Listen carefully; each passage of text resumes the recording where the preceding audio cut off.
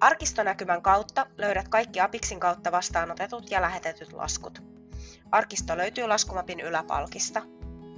Täällä sinun on mahdollista tarkastella erikseen vastaanotettuja ja lähetettyjä laskuja.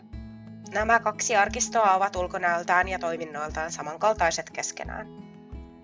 Arkistossa laskuja haetaan 1 kuukauden ajalta kerrallaan muuttamalla käsittelypäivämäärää. Laskuja voi järjestellä eri kenttien mukaan aakkosittain tai numerojärjestykseen.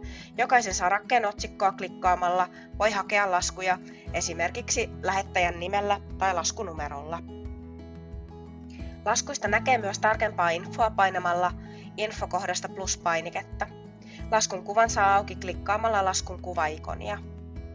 Haun sarakkeita pääsee muokkaamaan klikkaamalla nuolesta auki valikon.